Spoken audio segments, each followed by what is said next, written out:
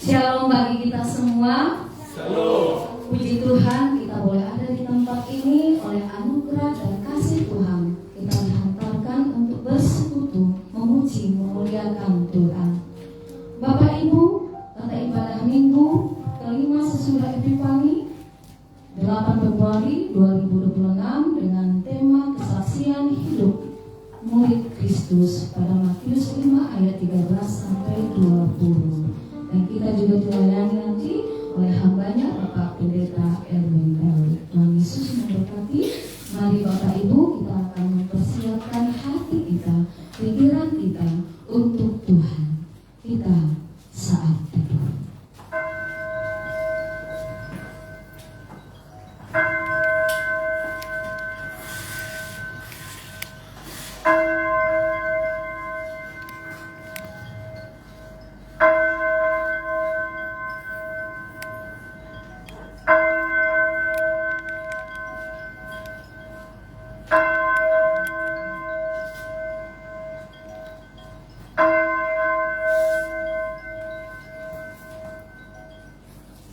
Amin. Mari kita memuji Tuhan dari nyanyian rohani metodis nomor 1, Beribu Lidah Patutlah.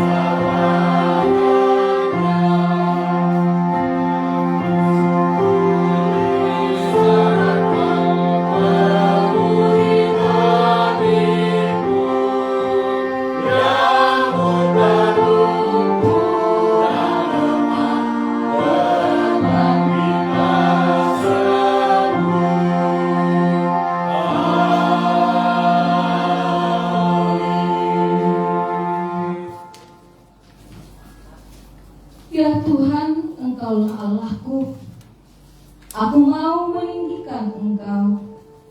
Aku mau memuji nama-Mu, sebab Engkau telah melaksanakan rancangan-rancangan-Mu yang ajaib, yang sejak dahulu dapat dipercaya dan diteguh.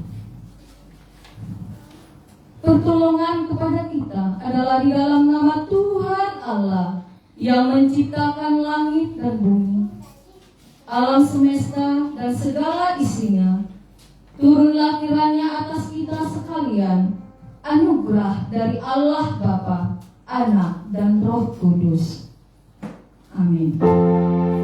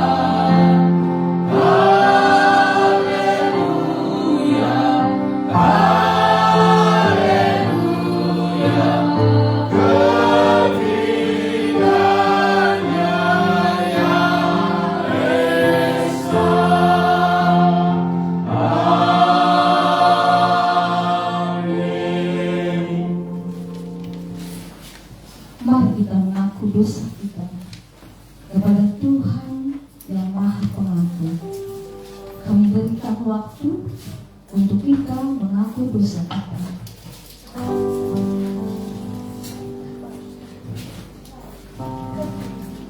Kita mengaku secara pribadi dosa-dosa kita, kesalahan kita kepada Tuhan.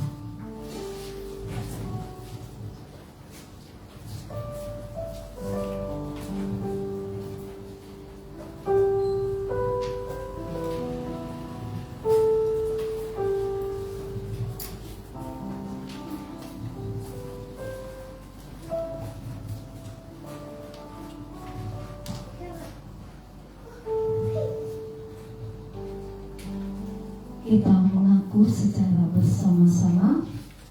Bapa kami yang di surga, dengan kasih-Mu Engkau telah menjadikan kami, dan dengan kasih-Mu Engkau telah menjaga kami, dan dengan kasih-Mu Engkau juga menjadikan kami sempurna. Dengan rendah hati kami mengaku bahwa kami seringkali tidak mengasihi-Mu dengan segenap hati, roh, jiwa, dan seluruh tenaga kami. Kami juga tidak mengasihi-Mu dengan sebagaimana Kristus telah mengasihi kami. Memang Engkau di dalam kami, tetapi nafsu kami telah membuat kami lupa akan kehendak-Mu. Ampunkan kami Bapa, dan tolonglah kami, agar kami bertobat dari dosa-dosa kami, dan dari hidup kami yang salah itu. Pimpinlah kami dengan Roh-Mu, agar kami dapat berlaku seperti yang Engkau kehendaki, sehingga kami dapat masuk ke dalam kemuliaan sempurna daripada ciptaan-Mu, demi Yesus Kristus Tuhan kami. Amin. Jika Engkau, ya Tuhan, mengingat-ingat kesalahan, Tuhan, siapakah yang dapat bertahan? Tetapi padamu ada pengampunan, supaya orang takut akan Engkau.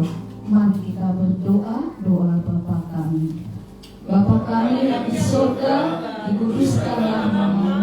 Datanglah kerajaan-Mu, jadilah kehendak-Mu di bumi seperti di surga. Berikanlah kami pada hari ini makanan kami yang secukupnya, dan ampunilah kami akan kesalahan kami, seperti kami juga mengampuni orang bersalah kepada kami. Dan janganlah membawa kami ke dalam pencobaan, tetapi lepaskanlah kami daripada yang jahat. Karena Engkau yang mempunyai kerajaan dan kuasa dan kemuliaan sampai selama-lamanya.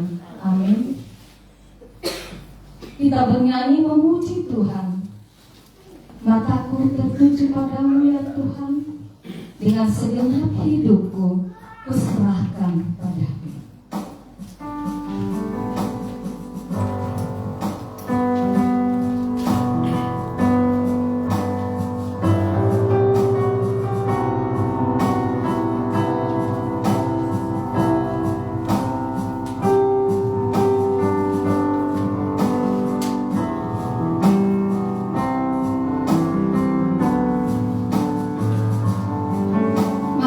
Tertuju pada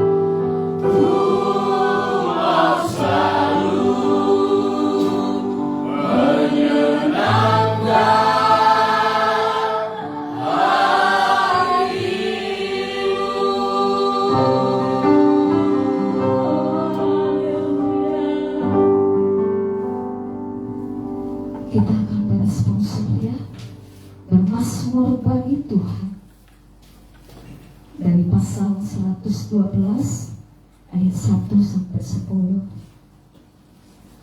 Saya akan membacakan yang ganjil, Bapak Ibu melanjutkan di ayat yang genap, ayat 10 kita bersama. Bahagia orang benar, haleluya. Berbahagialah orang yang takut akan Tuhan, yang sangat suka kepada segala perintahnya. Anak cucunya akan berkuasa di bumi, angkatan orang benar akan diberkati. Harta dan kekayaan ada dalam rumahnya, kebajikannya tetap untuk selamanya. Di dalam gelap ketika orangnya, kasihan menyayang orang yang adil. Berbahagialah orang yang menaruh belas kasihan dan memberi pinjaman, yang melakukan urusannya dengan adil. Sebab dia akan memelihara untuk selama-lamanya. Orang benar itu akan dilihat selama-lamanya.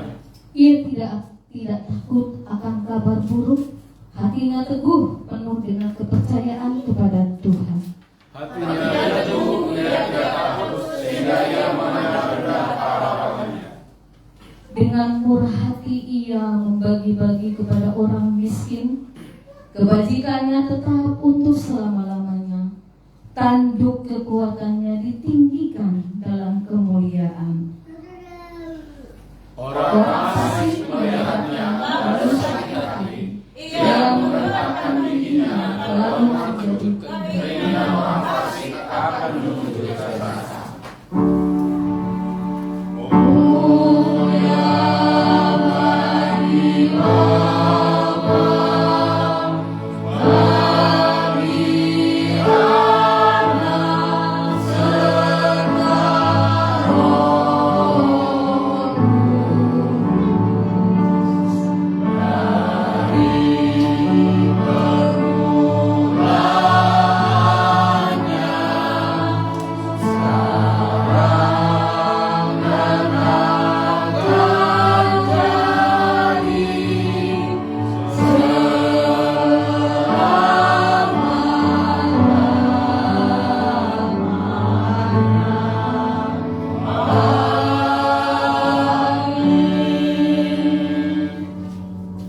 Bersama dengan umat percaya, gereja di sepanjang abad dan tempat, kita mengaku pengakuan iman kita seturut dengan pengakuan iman Rasul.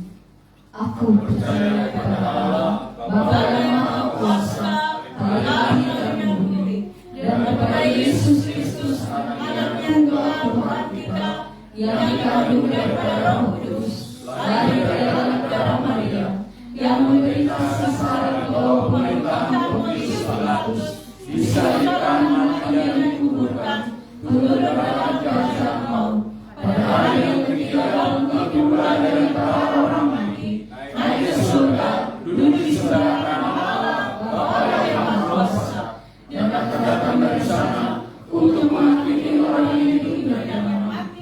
Aku percaya kepada Roh Kudus, gereja yang kudus dan am, persekutuan Roh Kudus, pengampunan dosa, kebangkitan daging, dan hidup yang kekal. Amin.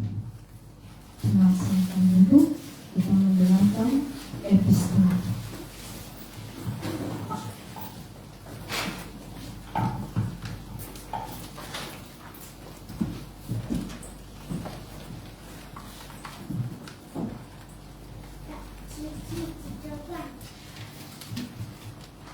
Shalom Bapak Ibu.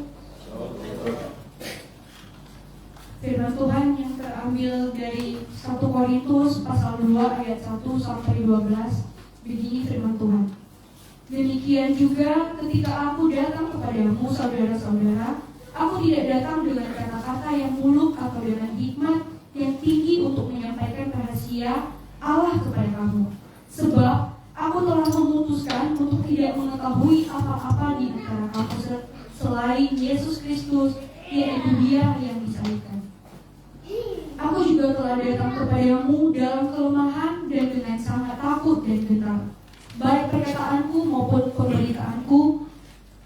pemberitaanku tidak kusampaikan dengan hikmat yang meyakinkan, tetapi dengan bukti kekuatan Roh, supaya iman kamu jangan bergantung pada hikmat manusia, tetapi pada kekuatan Allah. Sungguh pun demikian kami memberitakan hikmat di kalangan mereka yang telah matang, yaitu hikmat yang bukan dari dunia ini dan yang bukan dari penguasa-penguasa dunia ini, yaitu penguasa-penguasa yang akan ditiadakan. Tetapi yang kami beritakan ialah hikmat Allah yang tersembunyi dan rahasia yang telah disediakan Allah bagi kemuliaan kita sebelum adanya zaman. Tidak ada dari penguasa dunia ini yang mengenal hikmat ini, sebab sekiranya mereka mengenalnya, mereka tidak menyalikan Tuhan yang mulia.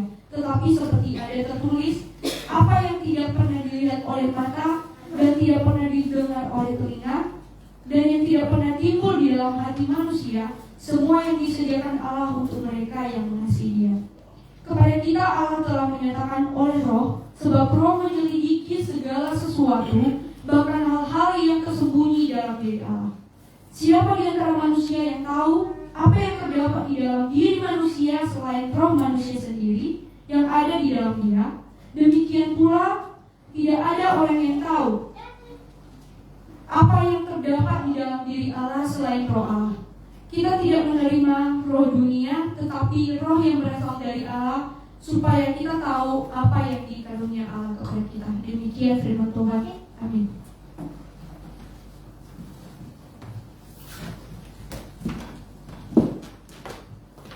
Berbahagialah setiap orang yang mendengarkan firman Tuhan serta melakukannya dalam kehidupannya sehari-hari. Amin. Kita menyaksikan kesaksian pujian dari Sola Fide. Waktu dan tempat kami berikan.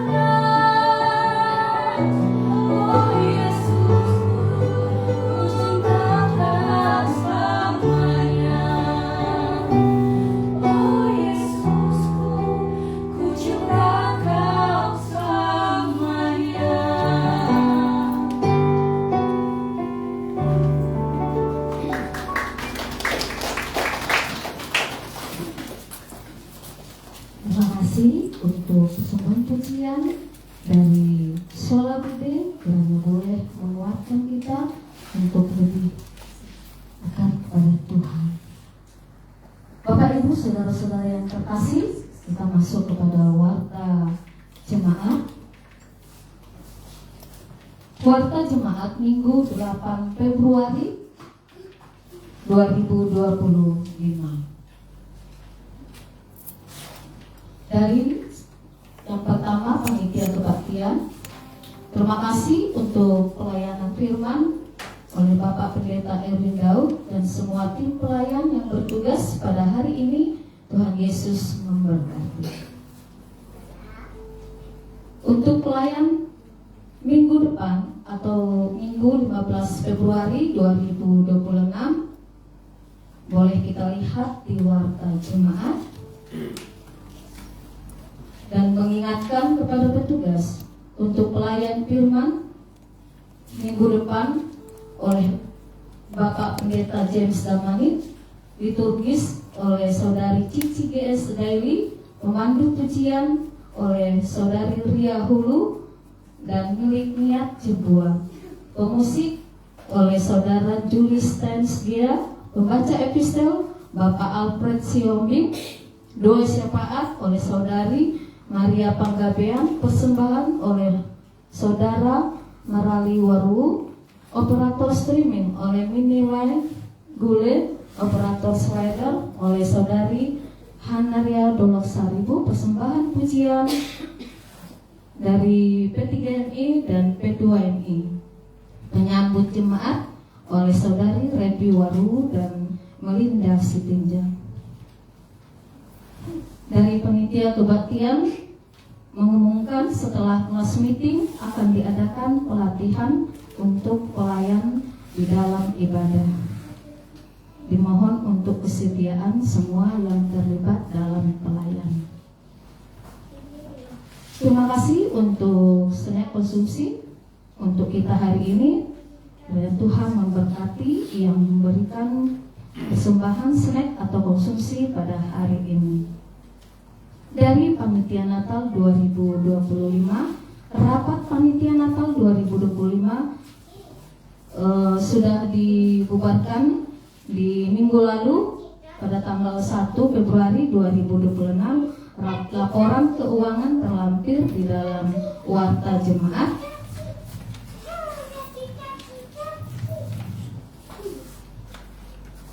Dengan catatan panitia Natal menghibahkan Rp300.000 untuk modal awal perayaan Natal P3NI untuk tahun 2026 disimpan di kas gereja. Yang kedua, dari penata layanan keuangan, kantung persembahan diedarkan 2 kantong untuk kas gereja. Persembahan ke depan adalah untuk persepuluhan, menghimbau jemaat untuk menggunakan amplop putih untuk persepuluhan, ucapan syukur, janji iman, dan lain-lain. Untuk persembahan dan kehadiran jemaat Minggu 1 Januari sampai 1 Februari 2026 boleh kita lihat di warta jemaat kita. Yang ketiga, dari Komisi Keanggotaan dan Evangelisasi, hari ini setelah ibadah akan mengadakan kelas meeting serentak. Dihimbau kepada kita semua untuk langsung membentuk kelompok kita masing-masing untuk mengadakan kelas meeting kita, dan dimohon untuk pemimpin kelas meeting memandu kelas meeting masing-masing. Berita musibah pada hari Kamis 5 Februari, orang tua atau ayah menilai mengalami kecelakaan di Nias. Mari kita doakan bersama agar terjadi pemulihan dan ayah tercinta daripada menilai boleh mendapatkan kesembuhan kembali dan boleh beraktivitas kembali, dan kepada menilai diberikan kekuatan walaupun jauh dari orang tua, tapi Tuhan Yesus selalu memberikan dan memberkati menilai. Untuk statistik kelas meeting serentak boleh kita lihat di warta jemaat kita. Selanjutnya kelas meeting keluarga menghimbau agar jemaat dapat mengadakan kelas meeting keluarga di rumah jemaat masing-masing. Untuk menjadwalkan kelas meeting keluarga dapat mendaftarkan ke sekretaris komisi keanggotaan, yaitu Saudari Yuperni Lase. Selanjutnya untuk ulang tahun anggota jemaat di bulan Februari 2026, tanggal 8 Februari tepat pada hari ini kita rayakan ataupun menyaksikan daripada berkat Tuhan kepada Saudari Yuperni Lase dan juga kepada Bapak Ari Johana di bulan Februari ini juga.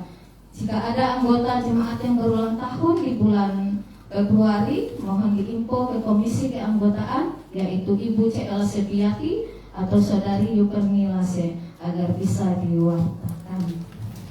Kebaktian Padang Jemaat pada hari Senin tanggal 16 Februari 2026 akan diadakan ibadah Padang di Bukit Mawar Banjarbaru, menghimbau seluruh jemaat untuk bisa mengikutinya. Berangkat pada pukul 6 tepat ataupun jam 6 WITA, dan untuk konfirmasi selanjutnya boleh nanti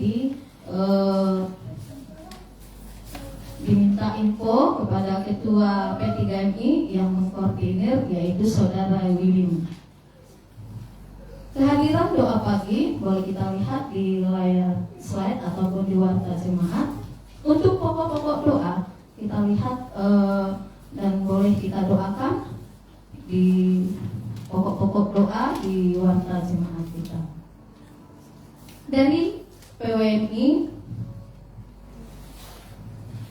akan mengadakan yaitu fellowship bersama jaringan doa Banjarmasin dengan pelayan firman Tuhan Bapak Pendeta James Samanik dan liturgis oleh Ibu Valencia. Kita doakan bersama bagi Bapak Ibu yang tidak ada kesibukan juga boleh bergabung dalam ibadah fellowship bersama jaringan doa Banjarmasin. Dari seksi sekolah minggu dan remaja, untuk petugas boleh kita lihat di warta jemaat, dan kehadiran dan persembahannya juga boleh kita lihat di warta jemaat. Yang ketujuh, seksi pemuda-pemudi Metodis Indonesia atau P3MI. Untuk petugas untuk CM gabungan pada hari Kamis pada tanggal 12 Februari 2026 boleh kita lihat di warta jemaat.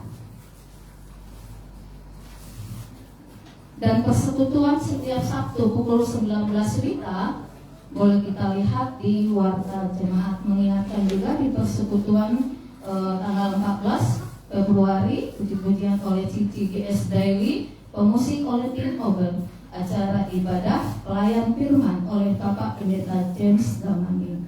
Untuk statistik kehadiran persekutuan dan keuangan P3MI boleh kita lihat di warta jemaat. Demikian warta jemaat pada hari ini. Kiranya Tuhan memberkati segala rencana program dari gereja kita, terutama GMI Manuel Banjarmasin, dan berjalan sesuai dengan kehendak Tuhan. Bapak Ibu, tiba saatnya kita akan menyerukan doa syafaat kita yang akan dibawakan nanti oleh hambanya Ibu Sari Oktarina. Sebelumnya kita bernyanyi dengan pujian pribadi yang mengenal hatiku. Ada pribadi yang selalu mengenal hati kita, dan kita terkadang lupa bahwa Dialah yang membentuk kita, menciptakan kita, apapun yang terjadi dalam hidup kita, tubuh kita. Dialah solusi, yaitu Allah yang sejati, Tuhan Yesus yang selalu menyediakan apapun yang kita butuhkan, seperti rusa yang sayang haus, rindu aliran sungaimu.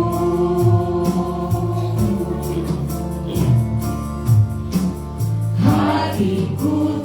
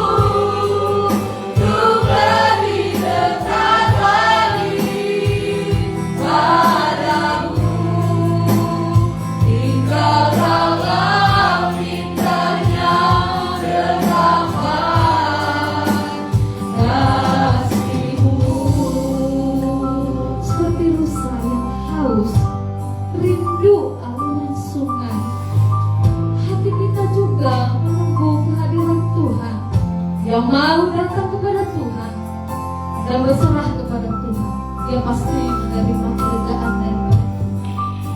Seperti rusa yang haus rindu aliran sungai.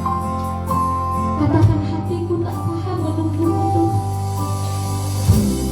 Sayang haus rindu aliran sungaimu.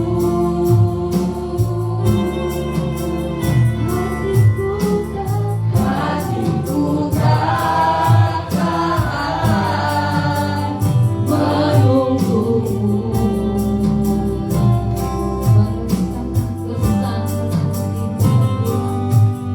Bagai tanah resah menanti datangnya hujan.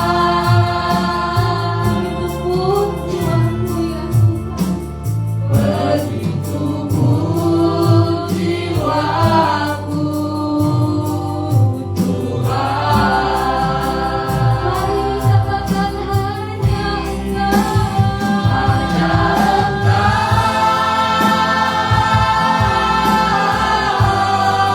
Pribadi yang menerang hatiku, tiada yang tersembunyi bagimu. Seluruh isi hatiku kau tahu, dan bawaku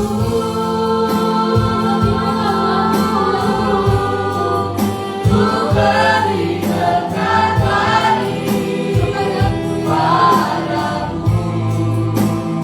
Tinggal dalam impiannya dekapan kasihmu.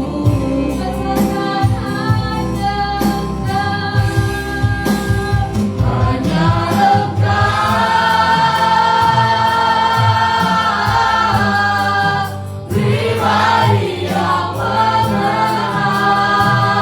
hatiku, tiada yang tersembunyi bagimu.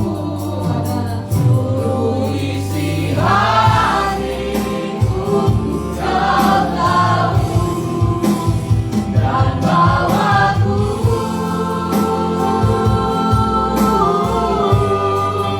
untuk beri dekat lagi padamu. Tinggal dalam impiannya dekapan kasihmu.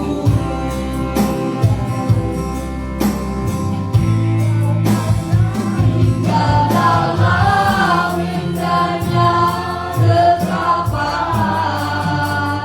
kasihmu.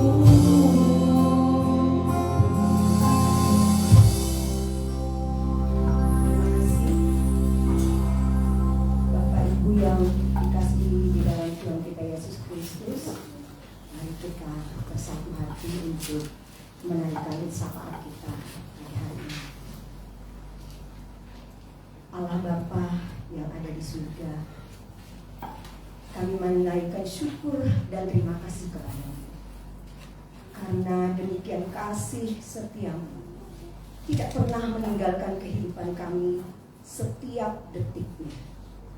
Sehingga pada saat ini dengan penuh syukur kami menyediakan hati, pikiran, dan waktu kami di tempat ini untuk bersama-sama saudara-saudara seiman memuji dan memuliakan Tuhan. Terima kasih Tuhan untuk kesempatan pada hari ini. Engkau telah begitu baik dalam kehidupan kami, dan pada waktu ini kami mengenal, menikmati, mensyukuri berkat-berkat Tuhan yang telah diberikan tiap-tiap saatnya. Terima kasih Tuhan, dalam keadaan apapun hidup kami, baik suka, duka, kebahagiaan, kesedihan silih berganti, tetapi kasih setia Tuhan, tangan Tuhan tetap menopang kehidupan kami. Terima kasih Tuhan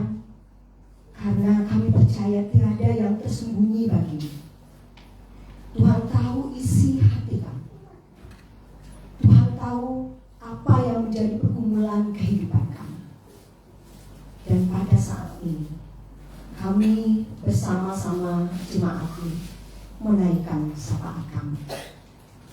Kami berdoa bagi bangsa dan negara kami yang pada saat ini telah terjadi berbagai hal. Bencana alam di mana-mana, permasalahan ekonomi, berbagai kebijakan yang tidak tepat, maupun perpecahan terjadi dalam bangsa dan negara kami. Mohon Tuhan beri roh hikmah, akal budi, kecerdasan kepada para pemimpin bangsa kami, dari presiden sampai ke daerah. Tuhan menolong mereka. Tuhan membawa bangsa dan negara kami yang telah kami pilih para pemimpinnya. Kami serahkan mereka ke dalam tangan Tuhan. Mari berbagai kebijakan Tuhan arahkan agar bangsa dan negara kami dilimpahi rahmat-Mu, sehingga kami merasakan kemakmuran yang datang dari Tuhan. Allah Bapa di surga, kami juga berdoa kepada gereja-gereja di seluruh dunia, terutama di Indonesia dan provinsi kami Kalimantan Selatan. Kami serahkan berbagai program kegiatan gereja. Kami pertaruhkan di dalam tangan Tuhan, sehingga apapun yang dilakukan sungguh membesarkan kerajaan-Mu. Kami juga mendoakan GMI wilayah 1, 2 dan Kota Pengembangan Distrik 3, Resort GMI Grace, dan terutama GMI Immanuel Banjarmasin. Mari Tuhan, Engkau adalah pemimpin gereja.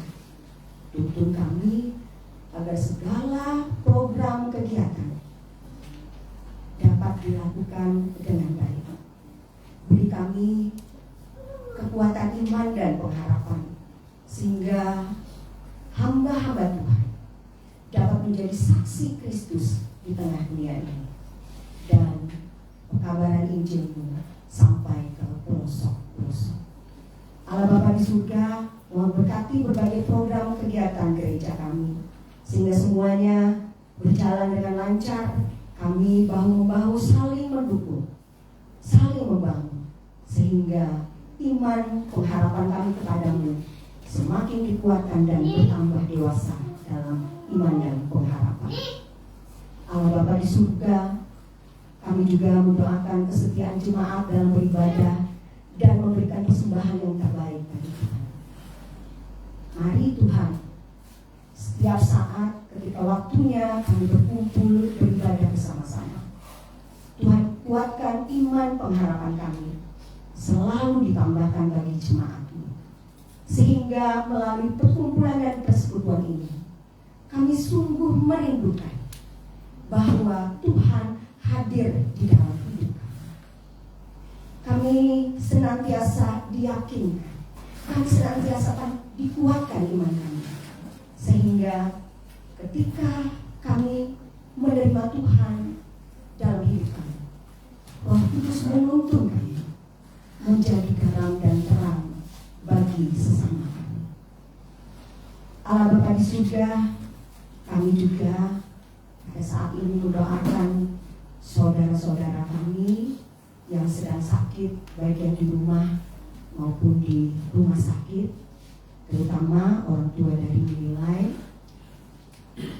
yang jauh dari tempat ini, saudara-saudara kami yang lain walaupun jauh dari tempat ini, tetapi kami mohon dengan pertolongan Tuhan, tabib yang maha agung, dokter dari segala dokter, kami serahkan keluarga kami serahkan jemaat kami yang sedang sakit pada saat ini.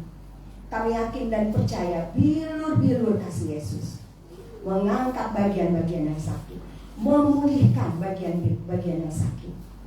Kami mohon pertolongan Tuhan melalui obat-obatan para dokter, sehingga saudara-saudara kami ini bisa cepat sembuh dan pulih seperti sedia kala. Kami yakin dan percaya Tuhan menolong, Tuhan memberkati berbagai pengobatan, Tuhan memberikan penghiburan bagi kelemahan tubuh dan jiwa kami. Pulihkanlah badan kami, sehatkanlah jiwa kami Tuhan, karena kami yakin dan percaya Tuhan membolehkan kami melalui sakit, penyakit, dan kelemahan. Tuhan pula memberikan kesembuhan dan kepulihan. Allah Bapa di surga, kami juga teringat saudara-saudara kami yang pada saat ini bersukacita berulang tahun di bulan ini, juga pada hari ini. Tuhan telah memperlengkapi hidup mereka, dan kami yakin dan percaya dengan usia yang pada hari ini dikenalkan oleh Tuhan, tahun-tahun ke depan Tuhan akan memberkati dengan usia walaupun bertambah besar, tetapi kami yakin percaya iman dan pengharapan juga bertambah besar, dan tingkap-tingkap berkat Tuhan akan diberikan bagi kehidupan mereka di hari-hari ke depan. Tuhan Yesus, Bapa di surga, terima kasih. Inilah permohonan kami. Tidak ada yang tersembunyi dari Tuhan. Tuhan tahu pergumulan kehidupan kami, dan kami yakin dan percaya Tuhan akan menyertai kami, akan memberkati kami, akan mengabulkan permohonan kami sesuai dengan yang kami butuhkan dan tepat pada waktunya. Terima kasih Tuhan. Hidup kami adalah untuk menyenangkan hati-Mu. Mari tuntun kami hari-hari esok. Kami serahkan kehidupan kami ke dalam Tangan-Mu. Kami yakin dan percaya bahwa hidup kami telah kami pertaruhkan di dalam Tuhan, dan Roh Kudus senantiasa menuntun kami untuk selalu hidup benar di dalam Tuhan. Kami serahkan doa ini ke dalam tangan-Mu. Terima kasih Tuhan. Di dalam nama Yesus Kristus kami berdoa dan mengucap syukur. Haleluya, puji Tuhan. Amin.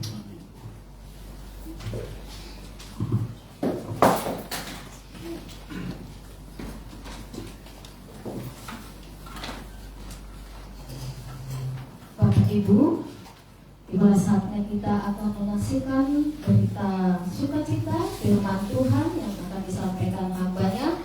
Sebelum kita menyambut firman Tuhan, kita bernyanyi memuji Tuhan. Aku mengasihi Engkau Yesus. Kita boleh merenungkan nanti firman Tuhan yang boleh kita katakan pada siang dan malam. Kita memegang Tuhan dan melakukan. Aku mengasihi Engkau Yesus. Dan kita bersama. Aku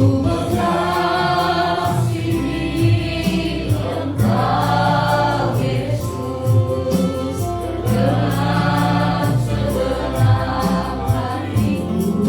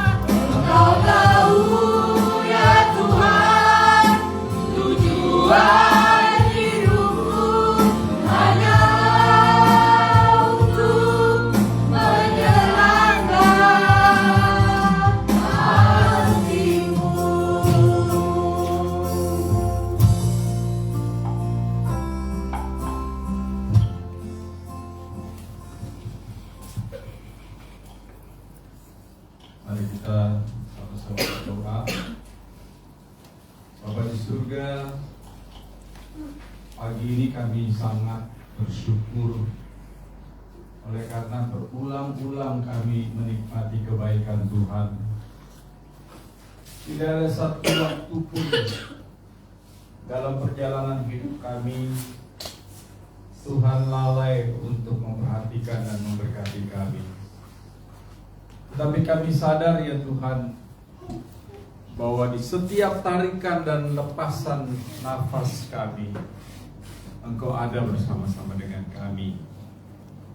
Dan pada pagi hari ini untuk yang kesekian kalinya kami boleh menikmati kasih Tuhan yang telah mempersatukan kami di dalam pertemuan ini untuk bersama-sama memuji dan memuliakan Tuhan. Dan terlebih-lebih daripada itu kami bersama-sama boleh duduk diam untuk membaca, merenungkan firman Tuhan yang menjadi pedoman satu-satunya di dalam hidup kami. Oleh sebab itu ya Tuhan, biarlah Roh-Mu bekerja pada setiap kami, pada waktu kami membaca dan pada waktu kami merenungkannya. Kuasa-Mu Tuhan memampukan kami untuk menikmati apa yang harus kami dengar dan apa yang harus kami lakukan di dalam hidup kami. Di dalam nama Tuhan Yesus kami berdoa dan memohon. Amin. Bapak Ibu dipersilakan duduk kembali.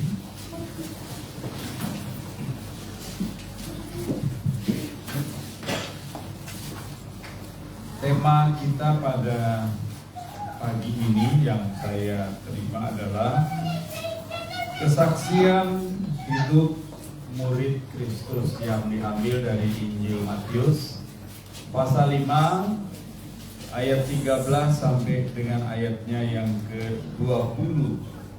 Kita akan bersama-sama membaca Injil Matius pasal 5 ayat 13 sampai dengan ayatnya yang ke-20. Saya ajak Bapak Ibu untuk membaca bersama-sama secara responsif. Saya ayatnya yang ke-13 dan Bapak Ibu ayatnya yang ke-14. Demikian sampai dengan ayatnya yang ke-20 kita membaca bersama-sama. Demikian firman Tuhan. Kamu adalah garam dunia. Jika garam itu menjadi tawar, dengan apakah ia diasinkan? Tidak ada lagi gunanya selain dibuang dan diinjak orang. Kamu adalah garam dunia. Apa yang terletak di atas gunung tidak mungkin disembunyikan. Lagi pula orang tidak menyalakan pelita lalu meletakkannya di bawah tempayan, melainkan di atas kaki pelita, sehingga memberi terang kepada semua orang di dalam rumah itu. Demikianlah hendaknya kamu bercahaya di depan orang, supaya mereka melihat perbuatanmu yang baik dan memuliakan Bapamu yang di surga. Janganlah menyangka bahwa aku datang untuk meniadakan hukum Taurat atau kitab para nabi. Aku datang bukan untuk meniadakannya, melainkan untuk menggenapinya. Karena sesungguhnya aku berkata kepadamu, selama belum banyak langit dan bumi ini, satu huruf terkecil atau satu titik pun tidak akan lenyap dari hukum Taurat sebelum semuanya terjadi. Karena itu siapa yang meniadakan salah satu perintah hukum Taurat, sekalipun yang paling kecil, dan mengajarkannya demikian kepada orang lain, ia akan diberi tempat yang paling rendah di dalam kerajaan surga. Tetapi siapa yang melakukan dan mengajarkannya, ia akan diberi tempat yang tinggi di dalam kerajaan surga. Sama-sama. Aku berkata kepadamu, jika hidup Tidak lebih benar daripada ahli-ahli Taurat dan orang-orang Farisi, sesungguhnya kamu tidak akan masuk ke dalam kerajaan surga. Bapak, Ibu, dan saudara yang Tuhan Yesus,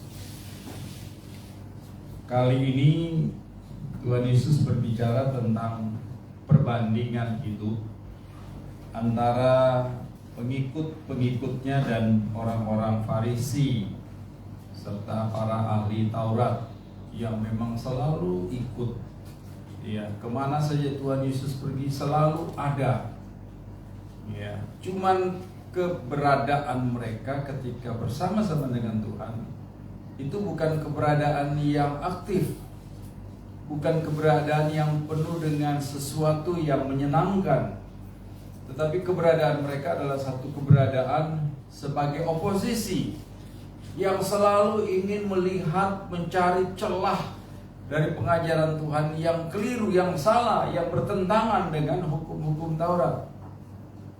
Dan ini selalu mereka lakukan. Ini selalu mereka lontarkan, baik secara lisan maupun di dalam hati. Dan yang tidak mereka sadari ketika mereka melakukan semua itu adalah baik lisan yang mereka ucapkan bisik-bisik maupun dalam hati, Yesus tahu. Dan ketika Yesus tahu dan menegur mereka, mereka tidak sadar bahwa sebenarnya pribadi ini adalah pribadi ilahi. Kalau Yesus manusia biasa terus hanya bisik-bisik atau di dalam hati saja, dia pasti nggak tahu. Tapi kalau hanya bisik-bisik dan di dalam hati mereka grundel ngomongin Tuhan dan Tuhan tahu, itu sudah menunjukkan bahwa Yesus adalah satu pribadi yang ilahi, satu pribadi yang tahu apa yang tersembunyi di hati mereka. Apa yang orang lain tidak tahu, Yesus tahu, dan itu menunjukkan bahwa Dia Allah. Tapi rupanya ketahuan mereka ini atau ketidaktahuan mereka ini tidak pernah dapat mereka ungkapkan di dalam kepercayaan yang totalitas kepada Yesus. Selalu saja membuat ulah, selalu saja menjadi oposisi yang membuat orang lain terpengaruh terhadap apa yang Tuhan Yesus ajarkan. Saudara coba perhatikan, ahli Taurat dan orang-orang Farisi ini adalah sekelompok orang-orang Yahudi yang dianggap terhormat di dalam kalangan masyarakat Yahudi, karena mereka memiliki pengetahuan ilmu yang mumpuni tentang kitab Taurat. Ya, sementara pengikut Tuhan Yesus itu juga orang-orang Yahudi, masyarakat Yahudi dari kalangan biasa yang beragama Yahudi.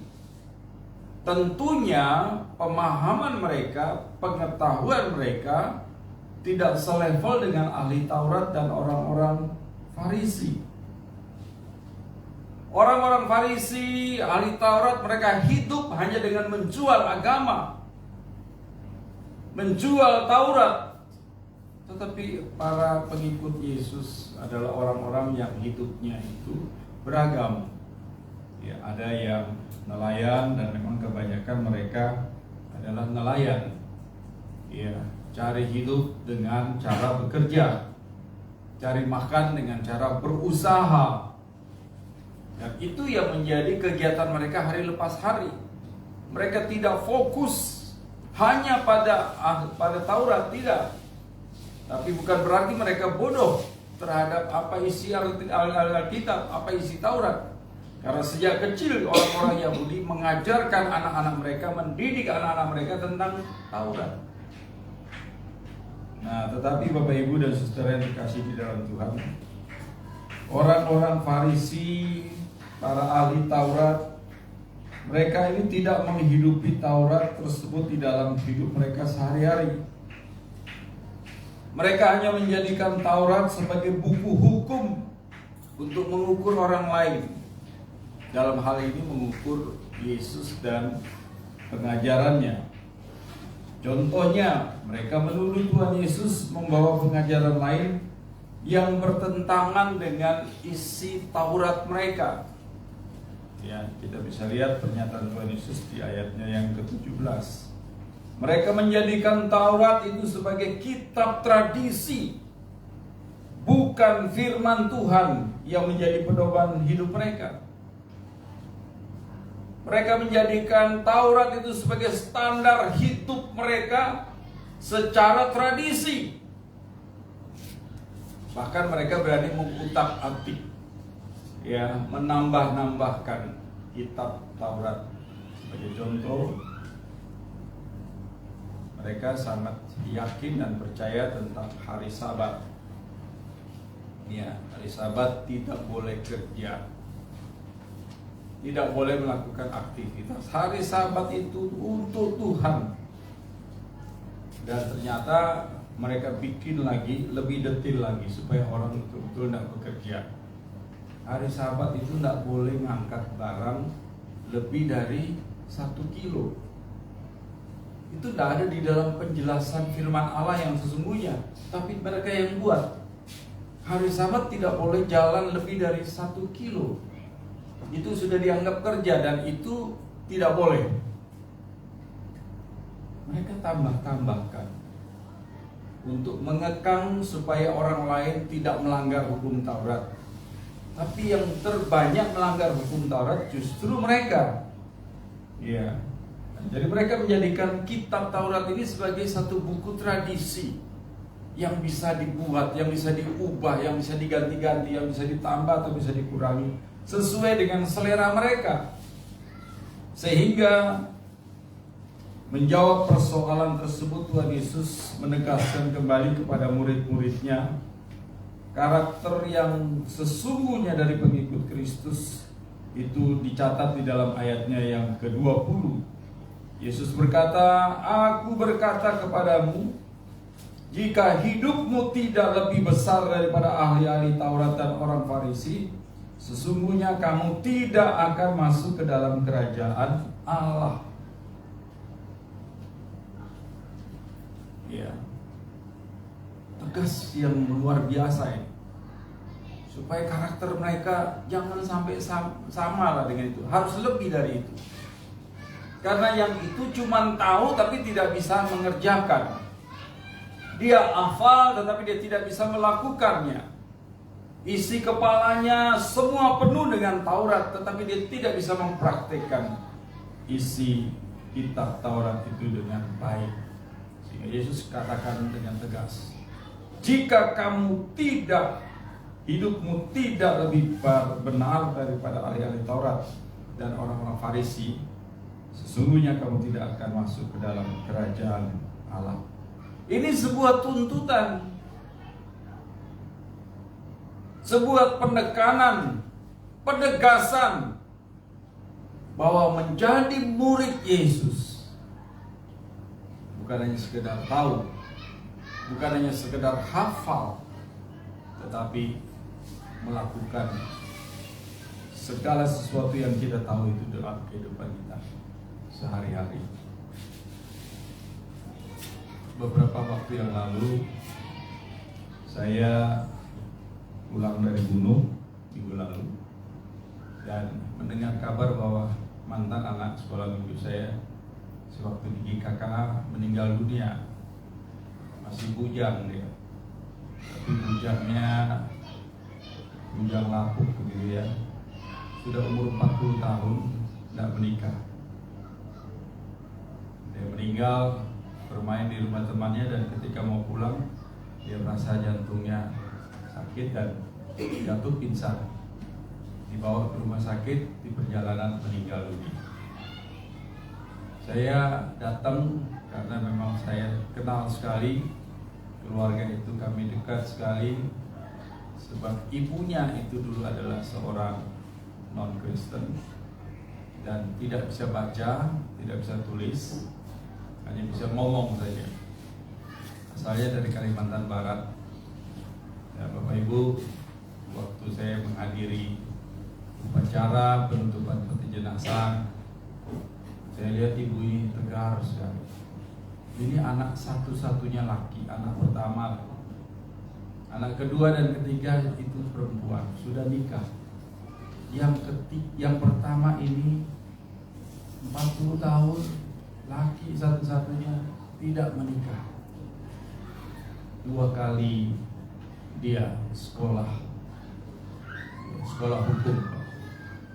Ya, yang pertama S1 sekitar 1 tahun, yang kedua S2-nya dia sekitar 9 tahun di penjara Martapura. Masuk penjara karena kasus narkoba. Keluar hanya baru beberapa waktu terus meninggal. Saya sudah agak lama tidak ketemu dengan beliau, tapi saya ingat sekali ada satu jemaat yang nyeletuk begini.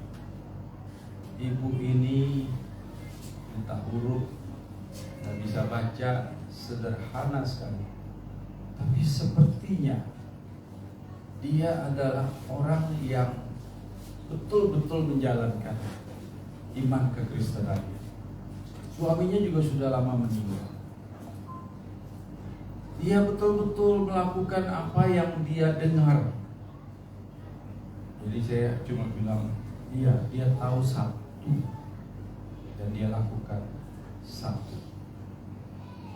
Dia tahu 10 kebenaran dan dia lakukan 10 juga kebenaran. Berapa banyak yang dia tahu tentang kebenaran, itu yang dia lakukan. Dan hidupnya sangat sederhana, tidak neko-neko. Dari sejak saya kenal dia waktu dia belum Kristen sampai hari ini nggak pernah berubah. Yang berubah itu cara pandang dia tentang hidup. Ketika ada orang yang keliru di dalam menetapkan iman Kristennya, dia tahu dan dia selalu katakan itu salah, tidak tepat dengan apa yang Yesus ajarkan. Saya terharu sekali dengarkan kisah atau kata-kata ini. Ya, ada banyak orang yang lebih banyak tahu dari dia. 10 dia punya pengetahuan tentang kebenaran, tapi cuma 1 atau 2 yang dia lakukan. Hukumnya terbalik. Tapi dia tahu 1, dia lakukan 1. Dia tahu 2, dia lakukan yang 2. Yesus menghendaki murid-muridnya juga seperti ini. Jangan kalah dengan ahli Taurat karena mereka tahu banyak tapi melakukan sedikit. Kamu tahu sedikit tapi lakukan lebih banyak dari apa yang kamu tahu. Karena kalau tidak demikian kamu tidak akan masuk ke dalam kerajaan Allah.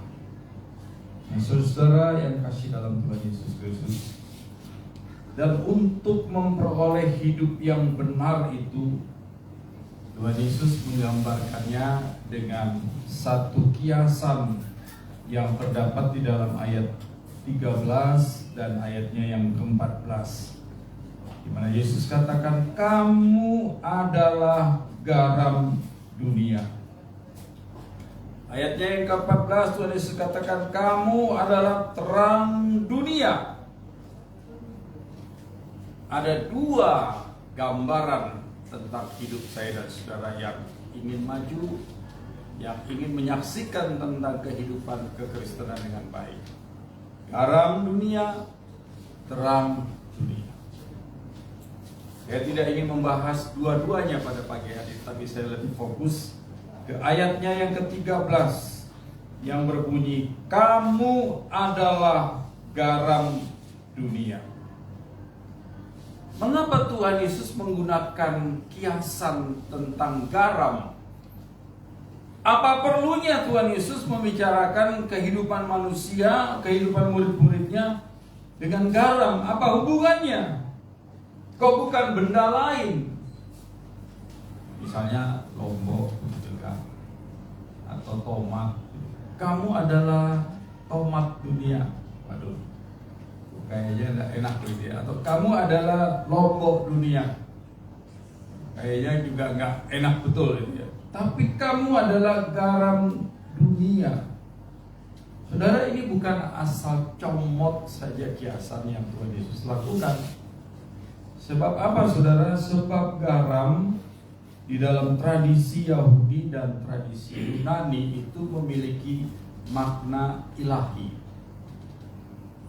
Sehingga kata garam ya itu menunjukkan bahwa garam itu sangat penting sekali. Ya, Dia punya makna ilahi yang sangat dalam sekali. Dalam bahasa Yunani, garam itu ditulis dengan kata halas. Ya, dan halas ini menunjukkan satu simbol tentang kesetiaan dan perjanjian, di mana seringkali digunakan sebagai sebuah perjanjian sebagai tanda kesetiaan dan komitmen. Setiap ada keperjanjian, setiap ada pernyataan, selalu ada garam. Jadi bukan sembarang saja Yesus sebutkan garam dunia, karena memang garam memiliki satu hal yang sangat penting, satu nilai yang sangat tinggi di dalam kehidupan orang-orang Yahudi dan Yunani, yaitu bicara tentang kesetiaan dan perjanjian. Ketika Tuhan Yesus katakan, kamu adalah garam dunia, kamu harus setia dalam perjanjian dengan Allahmu. Kamu harus menjadi manusia yang setia di dalam melakukan apa yang kamu tahu, yang kamu dengar, yang kamu ingat, yang kamu hafal tentang kebenaran Allah. Ketika kita dikatakan sebagai garam dunia, kita harus mengikatkan diri kita sebagai perjanjian kita kepada Allah yang telah menyelamatkan kita. Karena ada begitu banyak orang yang hanya waktu senang aja, lalu kemudian berkata, aku adalah anak Tuhan. Hanya pada waktu hal-hal yang menyenangkan saja, menyatukan dirinya sebagai tubuh Kristus. Tetapi pada hal-hal lain, melepaskan diri dari perjanjian kekal itu. Itu sebabnya Yesus berkata, kalau kamu sudah lebih tinggi dari Dia, kamu tidak akan masuk ke dalam kerajaan surga. Kenapa? Karena kamu sudah ikatkan dirimu, kamu sudah setia sampai mati. Mereka memang orang Yahudi, belajar Taurat, tapi mereka nggak setia. Mereka tidak mengikatkan diri mereka dengan perjanjian itu dengan baik. Hanya mau menyelamatkan, memperkaya diri mereka sendiri. Tapi kamu harus beda. Garam juga simbol dari kebersihan dan kemurnian. Saya waktu membaca bagian ini, saudara, saya ingat sekali ketika saya masih SMA, saya tinggal dengan om saya, keluarga papa saya, kakak dari papa saya, dan kerjaannya dia itu masak garam. Ya, karena kampung kami itu dekat laut. Biasa kalau air pasang, setelah airnya surut, itu meninggalkan lumpur. Lalu lumpur itu diambil oleh petani garam dan kemudian ditaruh di satu tempat yang sepertinya besek gitu ya. Mereka ambil air laut lalu disiram dan airnya ditampung di bawah, dan air itu yang dimasak di drum yang dibelah, dan itu cukup memakan waktu yang lama sekali. Saya ikuti proses itu. Ya, agak keruh airnya pada waktu itu karena memang dari lumpur yang digerojok air laut. Tapi yang saya heran ketika diaduk dan mulai ada terasa berat begitu adukannya, kemudian melahirkan butiran-butiran garam yang bening sekali, putih sekali. Ya, saya kalau pulang Kupang selalu saya sisipkan sedikit bawah ini, karena itu memang hasil dari kampung bapak saya, dan saya pernah kerjakan itu. Bening sekali, putih sekali, rasanya mau makan garam aja begitu. Tapi kan asin, ya, tidak mungkin kita makan begitu. Tapi melihatnya aja sudah menarik sekali. Dia dari lumpur, dari kotoran, warnanya tadi tidak menarik, tetapi begitu dimasak dalam waktu yang cukup lama dengan api yang begitu besar, kemudian dia muncul sebagai benda yang bersih sekali, bening sekali. Itu yang dituntut Tuhan kepada saya dan saudara ketika Dia berkata, kamu garam dunia. Harusnya hidupmu itu juga bersih, hidupmu itu juga harus murni, Hidupmu itu harus memiliki sesuatu yang membuat orang lain tertarik dan ingin belajar tentang siapa yang engkau imani. Mungkin hari ini ada banyak orang yang seperti itu, tetapi ada banyak orang yang nilai hidupnya tidak dijadikan sebagai patokan untuk mengikut Kristus. Ya, ada banyak orang yang kesaksian hidupnya itu telah mencemari nama Tuhan Yesus. Sehingga kalau kita perhatikan saudara di dalam kiasan tentang cahaya, tentang terang, di mana Tuhan berkata di dalam ayatnya yang ke-16, demikianlah hendaknya terangmu bercahaya di depan orang, supaya mereka melihat perbuatanmu yang baik dan memuliakan Bapamu yang surga. Ketika Tuhan memberikan atribut garam, Dia rindu supaya hidup kita itu murni. Dia rindu supaya hidup kita itu bersih. Karena dengan kemurnian hidup dan kebersihan itu akan menjadi model yang membuat nama Tuhan dipermuliakan. Yang ketiga, saudara, garam itu merupakan simbol kekuatan dan keberanian di dalam masyarakat Yahudi dan Yunani. Orang Kristen itu bukan orang penakut. Orang Kristen dituntut menjadi orang yang kuat, berani di dalam segala hal. Kenapa? Karena kita ini semua diliputi oleh rasa takut kan ya. Sejak jatuh dalam dosa kan kita selalu hidupnya takut saja. Ya, ada yang takut tua, takut jelek, ya. Tapi ada juga yang terbalik, ada yang takut ganteng gitu ya. Ada yang takut cantik, pengennya jelek terus. Ada yang takut hantu, ada yang takut setan, dan lain-lain sebagainya. Saya juga orang yang salah satu punya karakter takut juga, ya. Tapi lama-lama nggak takut sih, ya. Ketika saya harus mengambil satu tingkat di dalam bela diri saya, kami diuji nyali ke kuburan malam-malam.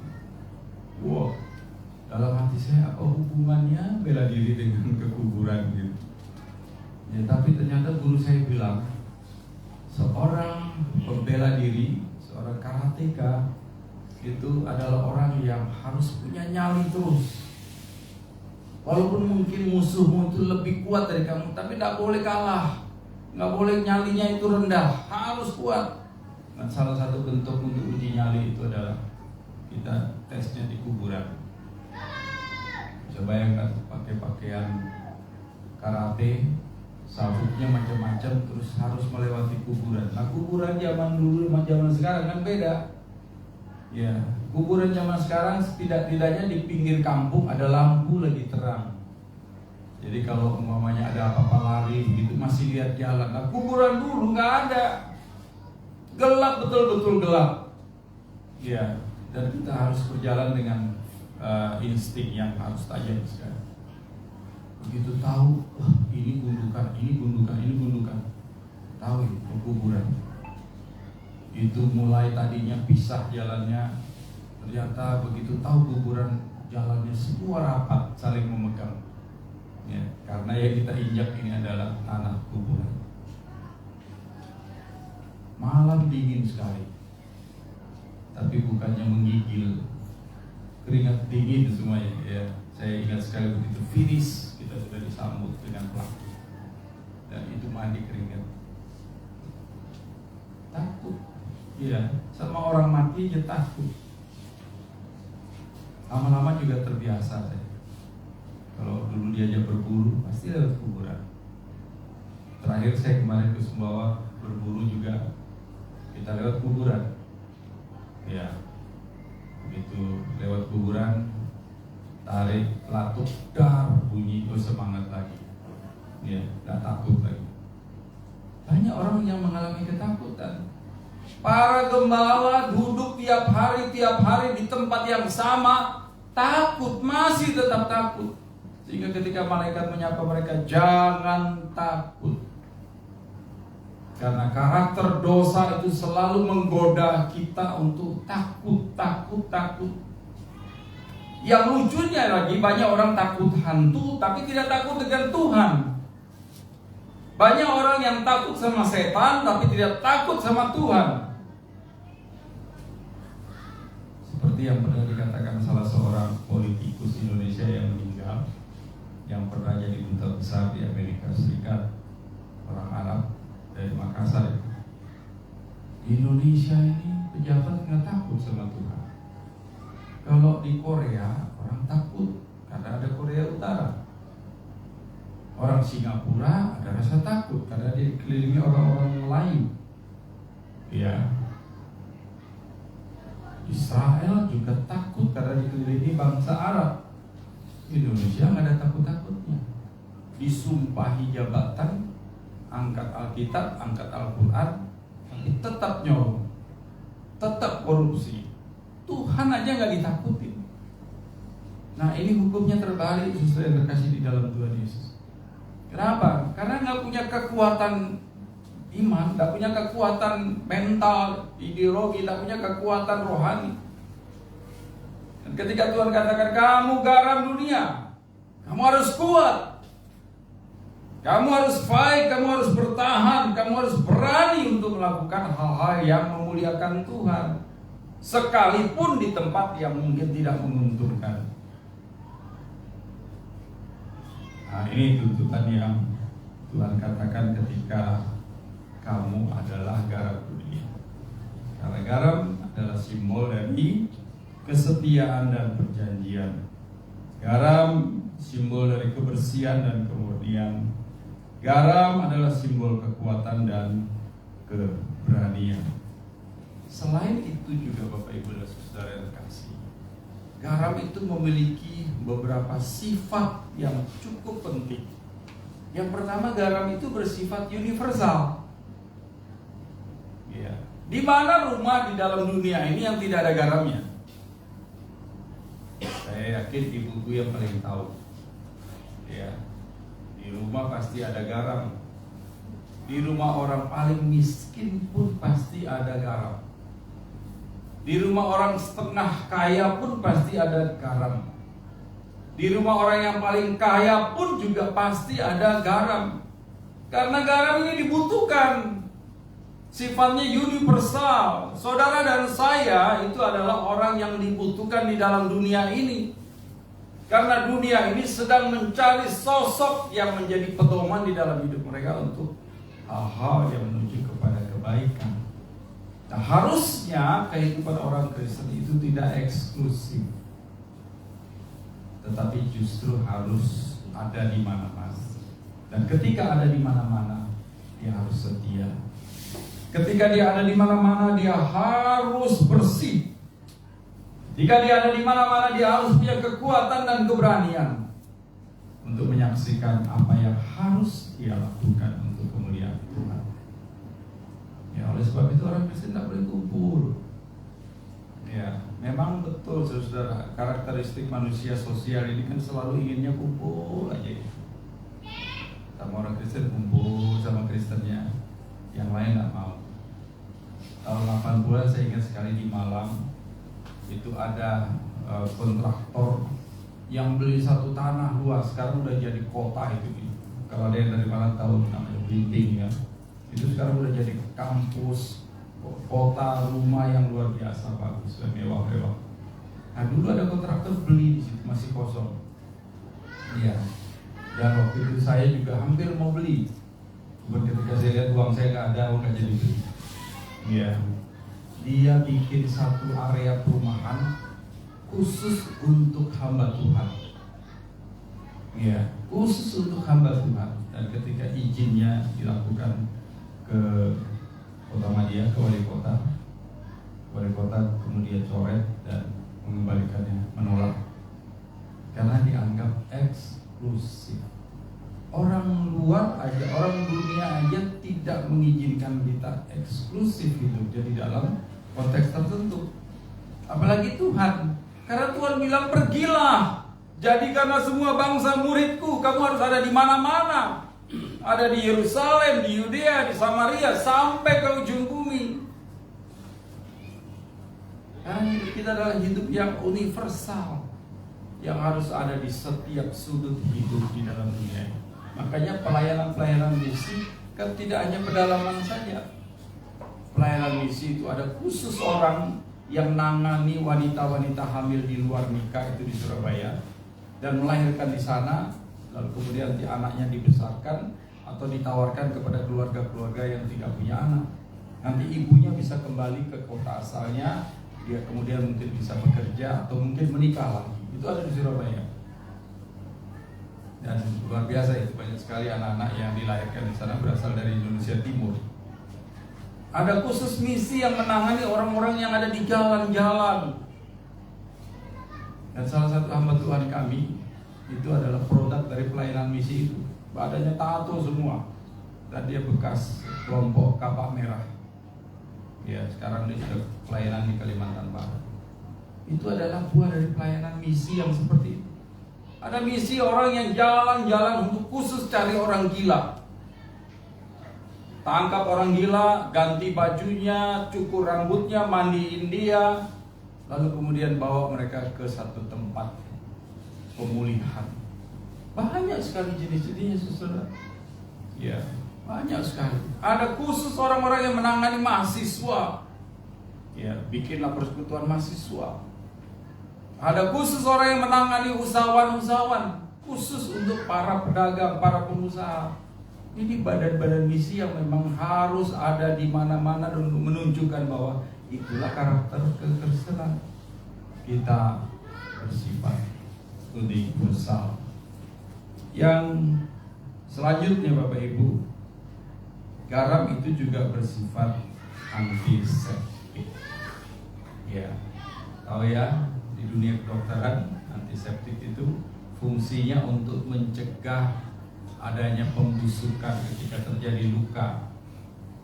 Ya, jadi dikasih antiseptik supaya lukanya itu tidak kemana-mana, tidak membesar, tidak membusuk dan menyebabkan orang tersebut mengalami penderitaan.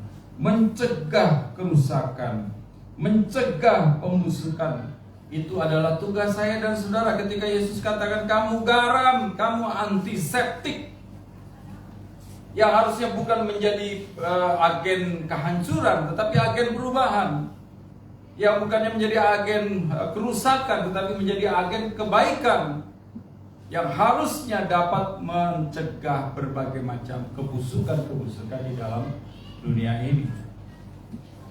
Tetapi sangat sayang sekali saudara, hari ini ada banyak justru kantong-kantong Kristen terkenal dengan korupsinya. Pejabat-pejabat Kristen terkenal dengan korupsinya. Bukannya menjadi orang yang mencegah korupsi, bukannya menjadi orang yang menjadi antiseptik terhadap kerusakan-kerusakan sosial di dalam masyarakat, tapi justru menjadi bagian dari kehancuran masyarakat. Itu sebabnya Yesus katakan, kalau kamu nggak lebih dari mereka, kamu nggak akan masuk kerajaan Allah. Tapi kalau kamu bisa lebih, kamu jadi seperti garam. Kamu mencegah kerusakan, kamu mencegah pembusukan, kamu mencegah kehancuran. Itu yang menjadi nilai atau poin tersendiri. Oleh sebab itu Bapak Ibu dan saudara yang terkasih di dalam Tuhan Yesus, ketika Yesus menggunakan makna garam sebagai simbol kesetiaan, kebersihan, dan kekuatan untuk menggambarkan murid-muridnya sebagai garam dunia, artinya mereka murid-murid, saya dan kita semua dipanggil untuk menjadi murid yang setia, bersih, kuat, ya, dan tetap eksis menjadi berkat di mana saja kita berada. Jadilah garam dunia supaya Tuhan dipermuliakan melalui hidup kita. Mari kita berdoa.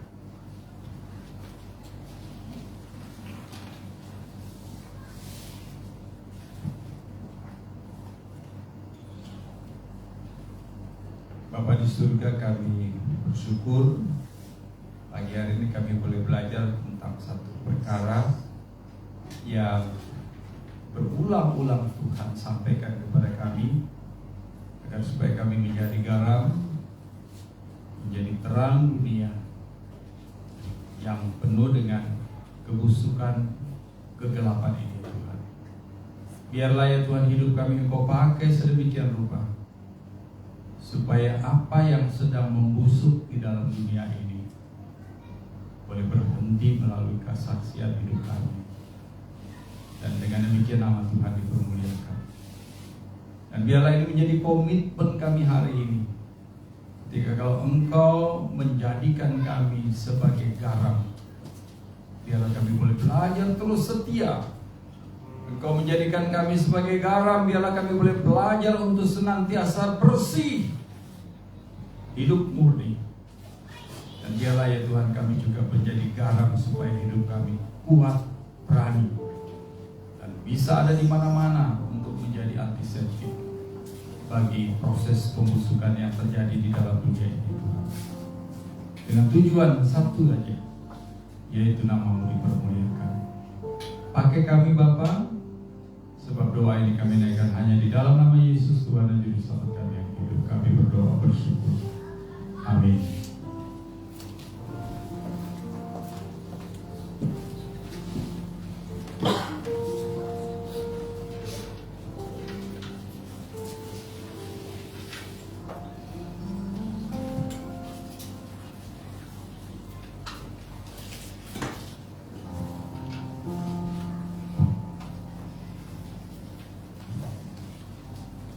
Terima kasih atas penyampaian firman Tuhan dari hamba-Nya, Bapak Pendeta Abimanyu, dengan tulus memberikan kekuatan kepada kita, iman kita bertumbuh dari garam pengawet di dalam kehidupan kita, jadi berkat dan diberkati.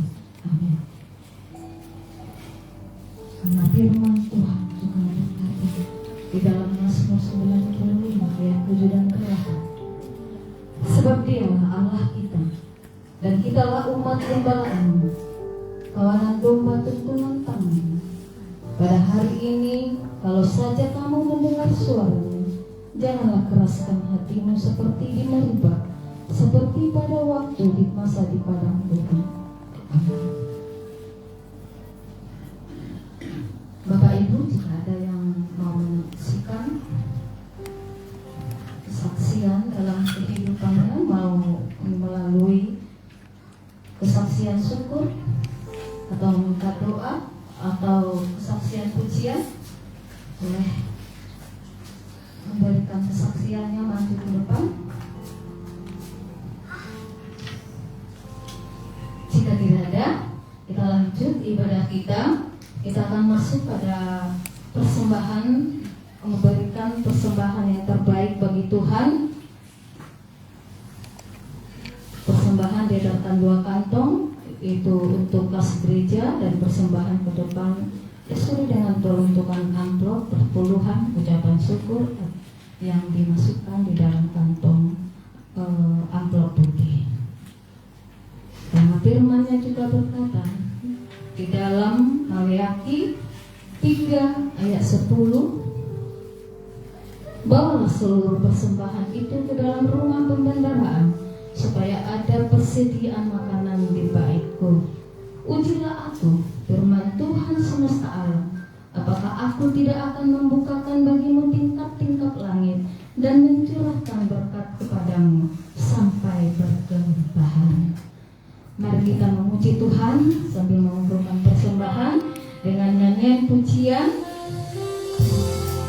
Tuhan, Ku mau menyenangkanmu, Tuhan, Ku serahkan hatiku, semuanya Ku berikan kepadamu.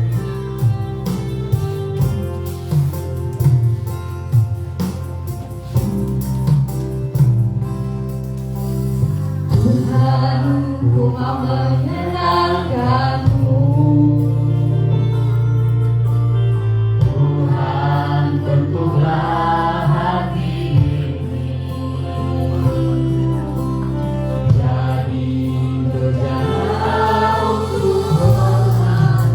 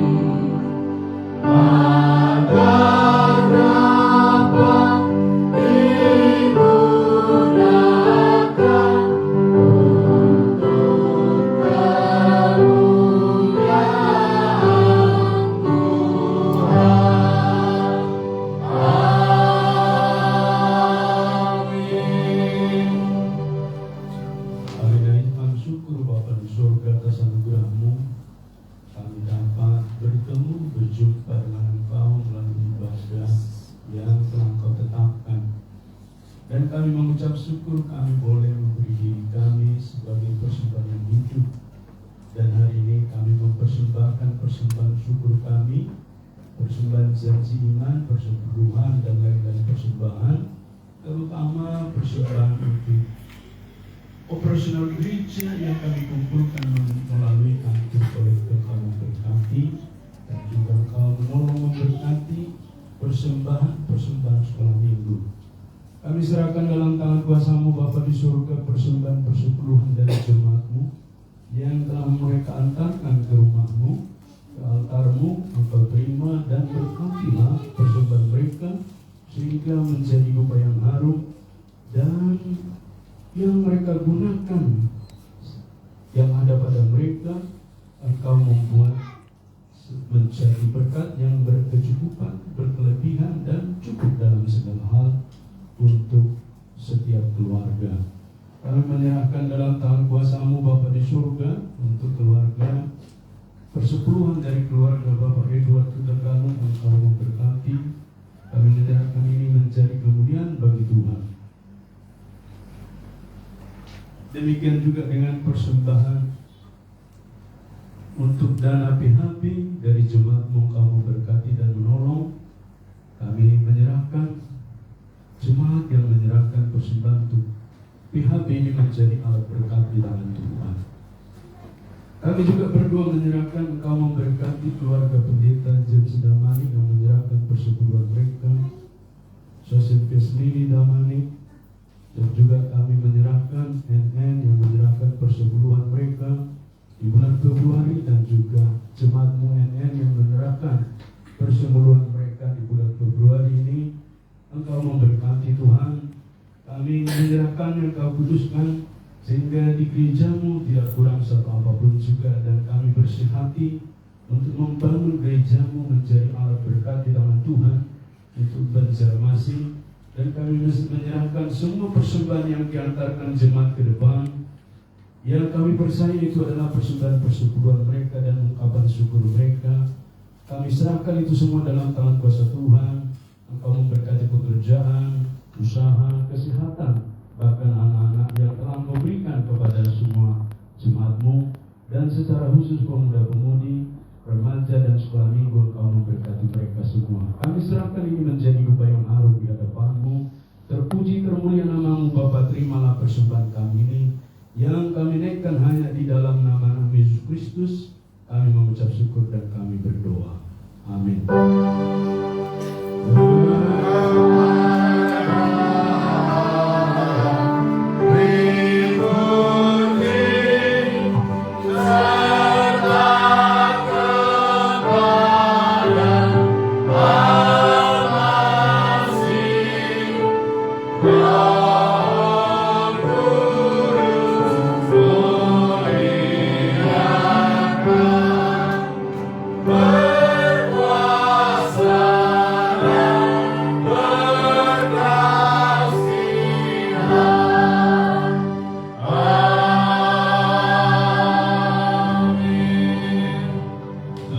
Pulanglah dan terimalah berkat Tuhan.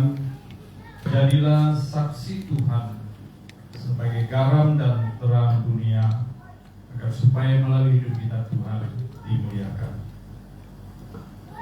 Kasih yang sempurna dari Allah Bapa dan anaknya yang tunggal Yesus Kristus, kekuatan, penghiburan, dan sukacita daripada Roh Kudus menyertai kita sekalian dari sekarang sampai Maranatha, Tuhan Yesus datang yang kedua kalinya. Amin.